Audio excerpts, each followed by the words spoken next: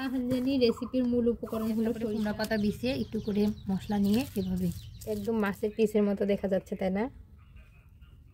এখানে আমি বড় বড় সাইজের মিষ্টি কুমড়ো পাতাগুলো নিয়ে নিচ্ছি। এখন পাতাটা ধুয়ে নিব। পুরো পাতাটা ধুয়ে নিব। এতটা মজা বলে বোঝানো যাবে না।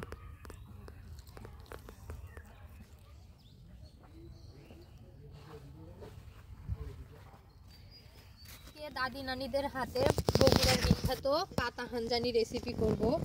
আপনারা পুরো ভিডিওটি দেখবেন আর আমার রেসিপি কেমন হয়েছে কমেন্ট করে জানাবেন। এখানে আমি বড় বড় সাইজের মিষ্টি কুমড়ো পাতাগুলো নিয়ে নিচ্ছি।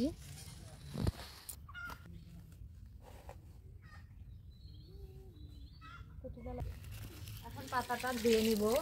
পুরো পাতাটা ধুয়ে নিতে হবে, ছেঁড়া যাবে না।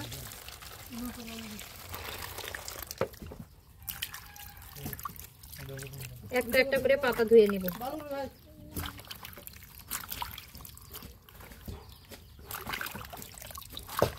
হাঞ্জানি রেসিপির মূল উপকরণ হলো সরিষা। সরিষা ছাড়া কিন্তু পাতা হাঞ্জানি রেসিপিটা করা সম্ভব নয়। তো প্রথমে সরিষাটা পিষে নিব।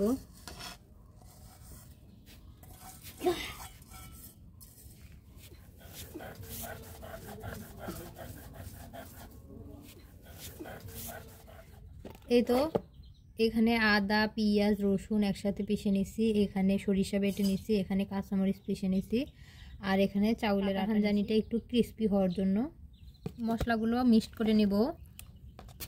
একটু হলুদের গুঁড়োও দিয়ে দিচ্ছি, লবণ দিয়ে দিচ্ছি, জিরে ধনিয়ার গুঁড়ো, সামান্য একটু কালারের জন্য লাল মরিচের গুঁড়ো, কিছুটা শুকনো চাউলের গুঁড়ো দিয়ে দিচ্ছি, কিছুটা সরিষার তেলও দিয়ে দিচ্ছি। এখন সবগুলো খুব ভালোভাবে মিক্সড করে নিব। একটা করে কুমড়া পাতা বিছিয়ে একটু করে মশলা নিয়ে এভাবে লাগাবো।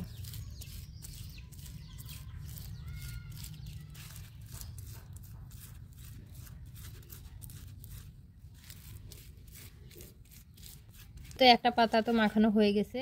এই পাতাটার উপরে আরেকটা পাতা রেখে এই পাতায় পুরো গায়ে মশলাটা মেখে নেব।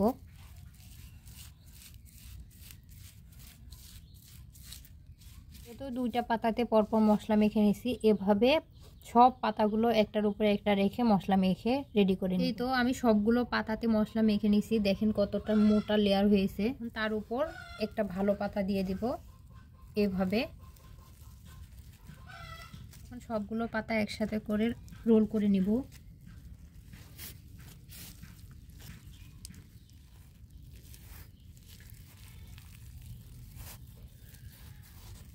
এবার এই সুতা দিয়ে হালকা করে বাঁধা লাগবে, খুব বেশি টাইট করা যাবে না।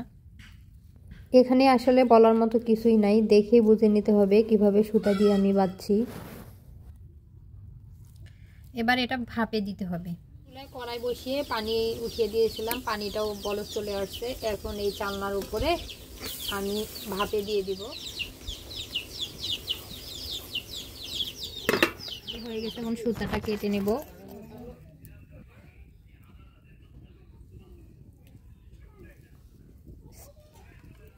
এখন বটি দিয়ে পিস পিস করে কেটে নেব।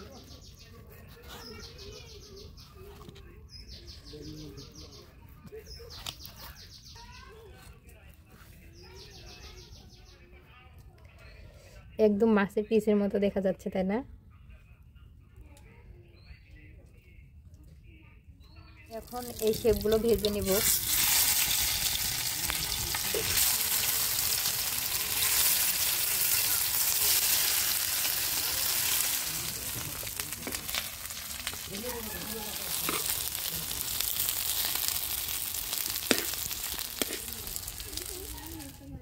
এই তো পাতা হাঞ্জানি একদম রেডি, দেখেন কত সুন্দর হয়েছে। খেয়ে টেস্ট করে বলবো কিরকম হয়েছে।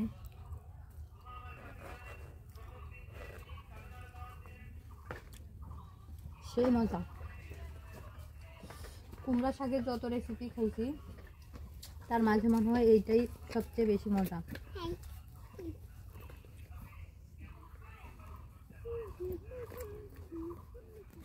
বাসায় আপনারা ট্রাই করে দেখবেন, এতটা মজা বলে বোঝানো যাবে না।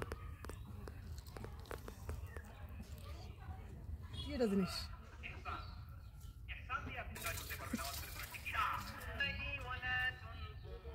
ভালো তো স্বাদ।